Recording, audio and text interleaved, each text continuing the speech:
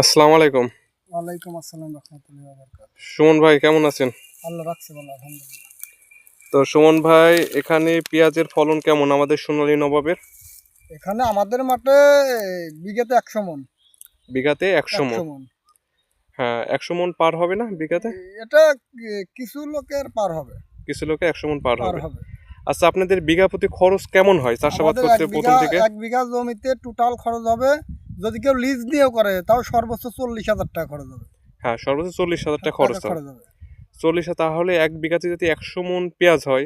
1,000 টাকা মন যদি আপনি বাজার ধরেন, তবুও আপনি 1 লক্ষ টাকা বিক্রি করতে পারবেন। হুম হুম। এতে আপনার 60,000 টাকা ব্যবসা হবে। 60,000 টাকা ব্যবসা হবে। হ্যাঁ, তার বর্তমান বাজার 1,000 টাকা, এখন 1,000 খুবই টাকা। কম।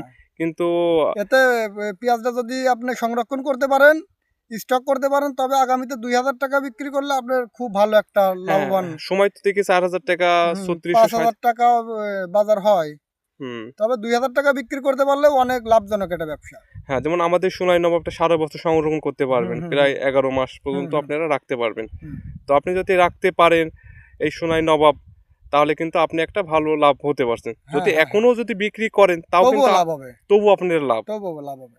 তবু আপনার লাভ হচ্ছে। লাভ হবে। যদি 2,000 টাকা মন হয়, এক বিঘাতে যদি 100 মন হয়, তাহলে আপনার 2 লাখ 2 টাকা, লক্ষ টাকা প্রায় 1.5 লাখের বেশি আপনি কিন্তু কামাই। কামাই থেকে যাচ্ছে। হ্যাঁ হ্যাঁ হ্যাঁ। যদি আরো রাখতে পারেন, যদি নটারে যদি আপনার কপালে লেগে আমার কপালের থেকেও বেশি দাম পায়। পাতি পারি, তবে আরো লাভ হবে। হ্যাঁ, আমাদের বাড়ি হচ্ছে কুষ্টিয়া দৌলতপুর, আমাদের ওখানে তামাক চাষটা সব থেকে বেশি হয়। তো তামাক চাষে পাশাপাশি পেঁয়াজ চাষটাও লাভজনক ফসল। হ্যাঁ, আমি মনে করি যদি পেঁয়াজ চাষ যদি আমাদের দৌলতপুরে করে কোনো কৃষক, হ্যাঁ হ্যাঁ হ্যাঁ। তাহলে আশা করা যায় তামাক চাষটা আর করবে না। তামাকের থেকে লাভ কম হবে না, হ্যাঁ, বেশিই হবে। আমি তামাকে লাভ তেমন পাই না, আসলে সব খরচ দিয়ে তেমন লাভ পায় না। হুম।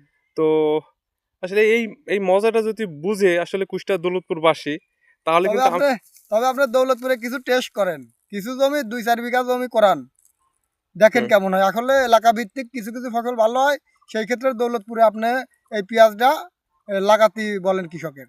হ্যাঁ, যেমন এই তামাকে যতটা সময় দেয়, যত পরিশ্রম করে, যত সেই টাকা খরচ। তুলনায় সেই তুলনায় খুবই কম পরিশ্রম। হ্যাঁ। এতে পেঁয়াজ চাষে কিন্তু কিছু পয়সা খরচ হয়, অর্থ লাগে। হুম। তো বিঘাতে যদি 40,000 টাকা খরচ করে যদি 2 লাখ 3 লাখ, মিনিমাম নিম্ন 1 লাখ টাকা থাকছে। 1 লাখ যদি টাকা কম থাকবে। দামও দেয় তাও 1 ষাট লাখ টাকা ষাট থাকবে। 70,000 টাকা লাভ থাকছে লাখ খরচ থাকবে, হ্যাঁ। বাদে। মাত্র 90 দিনের ফসল। 90 দিনের ফসল। 90 দিনের ফসল। আচ্ছা, ধন্যবাদ। আসসালামু আলাইকুম। ওয়ালাইকুম আসসালাম।